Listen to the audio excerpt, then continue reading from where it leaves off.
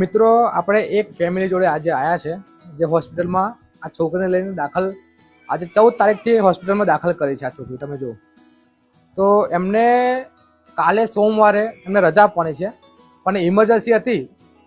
આપણે આ ભાઈ છે તમે જુઓ ઇમરજન્સી હતી તો ઇમરજન્સીમાં એવું હતું કે કંઈ જોયું નહીં એમને.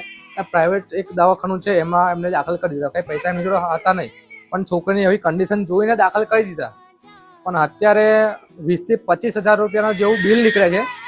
અગર એ બિલ પે કરે છે તો એમને રજા મળે છે એવું છે. પણ હજુ પણ 20 થી 25 હજાર રૂપિયા જેવો બિલ નીકળે છે અને બિલ પે કરીએ તો આ છોકરીને કાલે રજા મળે એવું છે.